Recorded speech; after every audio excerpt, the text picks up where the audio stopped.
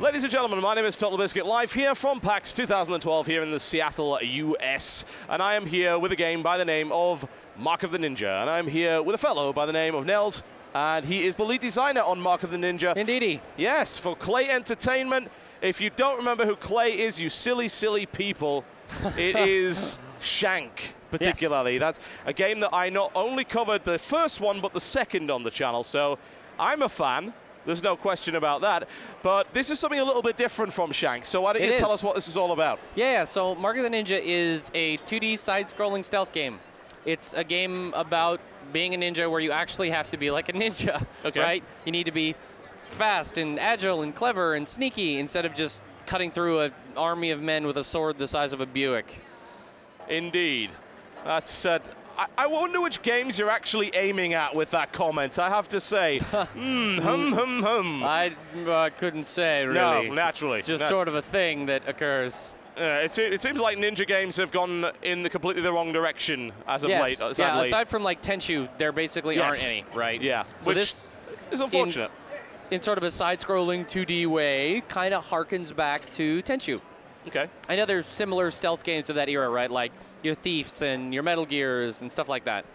Thief, that's a wonderful thing to hear, certainly. All right, so tutorial section right here.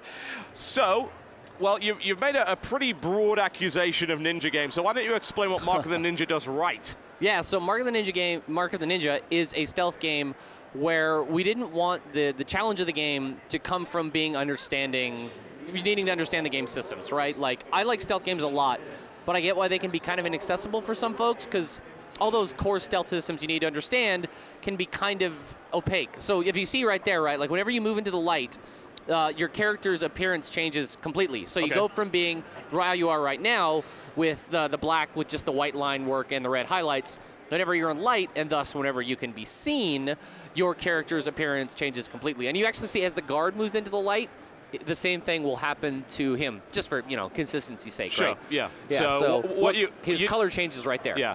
So what you've essentially managed to do is create a system that is not reliant on bars and sliders and other kind of obtuse gamey indicators. Exactly. We wanted to, I mean, this is probably by virtue of the fact that we are working in 2D, we can kind of be a little bit, like the game is a bit more abstract anyway, so we can kind of be a bit more abstract with it, and it doesn't feel, really external and gamey, and just, it integrates nicely, I think. I'm also noticing that I'm actually getting score for being undetected. Yes. Is there any other benefit other than to show off? Well, in general, like, you can't really get through the game without being sneaky. Like, if you try to just run up and punch guys, it won't work. It tends to go pretty sour pretty quick.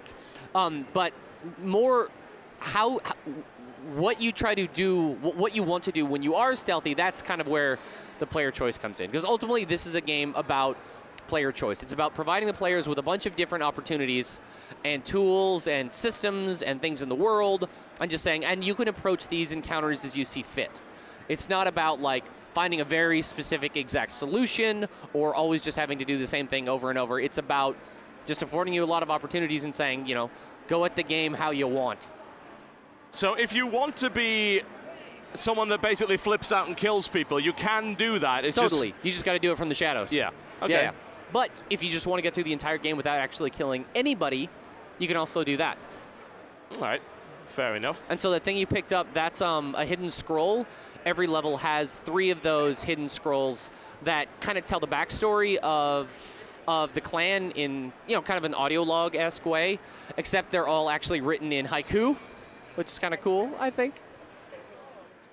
All right, let's make our way across here. Yes. Don't want to get caught out there. Now, I am noticing that even though there's this very much interesting contrast between dark and light, I'm getting the Shank feel from the aesthetic. Yes. Well, that's kind of the idea, is like to take the, that defining animation character style of Shank, where it's like really fluid, flowing animation, and then like the really tight, responsive controls, and then just bend that to a very, very different purpose gameplay-wise. All right, stabby is going to be occurring here. So you hold to the left, and then you push X again, exactly. So that's interesting, because from the very start, what you've got is a completely different system to Shank, which is hammer the buttons and horrible things that really wasn't quite what I had in mind, but never mind. Hammer the buttons and horrible things end up happening, so I guess we might want to just move them out of the way here. You can actually put him in that closet. Oh, okay. Let's put him in the closet. Yes. And we get points for it. Yeah. That was a little too creepy in the back. It's like, yes, hide the bodies. Oh, God. I'm going to die. You do this long enough, and you can't help but learn some things. Yes, I can't say I'm massively surprised considering the history of games that you guys have created. Nice. Yeah, so other things like that, where if you knock an enemy off a ledge, they'll fall to their death.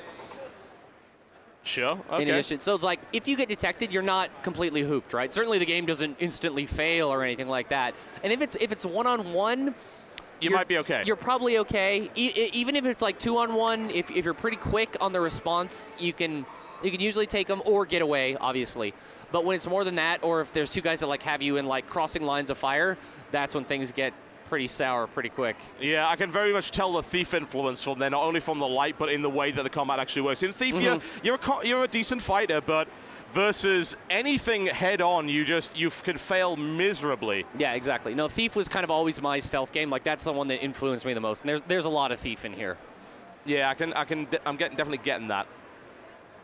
Yeah, so then, as soon as so to aim in the game, aim all the projectiles, because obviously being able to aim precisely and reliably is very important. Oh, you just aim on the left stick. Okay, aim on the left stick. All right. And so whatever you like, so it's pretty hard to tell right now, but whenever you're holding on the left trigger, the whole game is actually paused. Like, time is totally frozen. Okay. You mark whatever targets you want, and then when you release the trigger, everything you aimed at gets struck. Okay, that's fairly reasonable. Yeah, so then, you can do the same thing there. And you can see that, like, that big blue circle that's emanating out, that's actually how far the noise made by breaking that light is going to travel. There we go. So if you want to be very, very precise, you have that ability. And you can see that, like, kind of over there on the left, there's that glowing yellow ring. Yep. That's where the guy caught, like, just a quick glimpse of you as you were moving across the tree, but he didn't see you for long enough to actually say, oh, man, it's a ninja. So you could still kind of avoid him in that situation as well. All right, it's an angry cat in this case. So exactly. Absolutely fine. Like, no, pay no attention to the ninja in the background. Clearly not there. So move up against the vent, but don't go through it yet. Yeah, so you can see there's the guy in there. You can also peek into that space. Yeah, so hold left. Yes, Yoink. Exactly. And too bad for him. Indeed. And, automatic body hidden. The best kind of score is the stuff that you get for free. There you go. All right, down we go once again. Very, very cool indeed. I'm definitely enjoying this so far. How far is this away from release? It comes out in 5 days. Wow, very close. Next Friday, September 7th on Xbox Live Arcade. Okay, is there any intention whatsoever to try to shoot for a PC version? We would like to do that as well. There's just more details we got to sort out with that. And obviously, the more interested people are in the Xbox version, the easier it is for us to do a Steam version. But that's something we definitely want to try to make happen in addition. Indeed, so do bear that in mind. Now, is this a purely single-player title? It is. Because, like, 2D stealth games don't really exist, we had a lot of stuff to sort out, and we just didn't want to compromise the high-quality single-player to have a multiplayer mode as well. And, like, we're a very small team. We don't have a ton of resources, so we just decided to focus on just one thing and make that one thing, like, as polished and as high quality as possible. Flipping out and killing people. Exactly. All right, need to make him look the other way. Oh, a shiny, convenient gong in the distance. What? How auspicious. I have absolutely no idea how that got there. It would be unfortunate if something were to happen to you. There we go. Yes, exactly. Not great.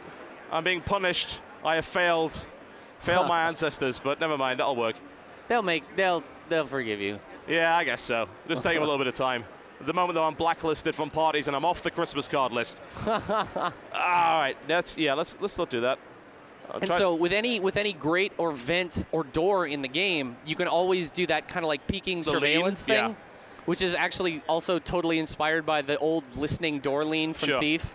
Oh, that's nice. So you kind of have an idea where it is if you don't lean up against him. Exactly, exactly. Okay. So you can see that you get, like, whenever you lose line of sight on the enemies, you still get that red outline of where they were for a short period of time, but that quickly fades. Sure. And the same thing happens in the inverse, actually. Like, if guards ever spot you, but then you break line of sight, there's like a little faint gray outline of the last spot they saw you, so you know, oh, I don't want to be there when they come looking. Well, I could flip out and kill people, but I'm feeling generous today, so... How charitable. Indeed. The question is now, how do we get past him? I know he's down there. One of the things you can do is you can jump onto, you can grapple onto that point, then grapple onto the far one, and then you can shoot the light. Aha. Yes, okay. Which was this button on the toy. You can actually shoot the light and the gong if you wanted. We could do, yeah. That would be extremely distracting. Go over there. There we go. Yep. Ninja skills And require time. So he was distracted by the gong, so now you can just drop straight down through the vent. Okay, just there. There we go. And there you go. The ninja was biding his time. That wasn't a mistake. That was a deliberate piece of deception and trickery. Exactly. Far too advanced for your mere human eyes to comprehend. And that's what I keep telling myself when I cry myself to sleep at night. All right. What kind of length are we looking for this title? It's pretty long. I mean, there's a lot of variance just depending on how, like, the pace at which people will approach the game. But there's 12 and a half levels. It's easily like 8 to 10 hours. Okay. If you're going through the game looking for like every single hidden item, every single optional objective, and you go through the New Game Plus, like it could easily be like 1.5, 2 times that, maybe more. It's actually really big. Yeah, I was going to say that's not too shabby. Replayability-wise, there is a scoreboard, so one assumes there's also an online leaderboard. Yes, exactly. Yep. For every level, it has its own score as well as normal versus New Game Plus. Okay.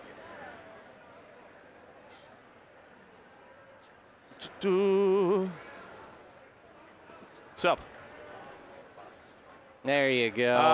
That never gets old. It would be unfortunate if the body were to be thrown off the side. There we go. Oh, wow. Well, my impression of this so far is the controls feel fantastically tight. It gives me the Shank feel all the time, but it's obviously a completely different kind of game. Yeah, well, that was kind of the idea, is like to keep that, you know, really stylized, super fluid animation, the really tight, good, responsive controls, and then just bend it to a completely different purpose gameplay-wise. Uh-oh. And it's kind of cool that all that foundational stuff from Shank was that malleable.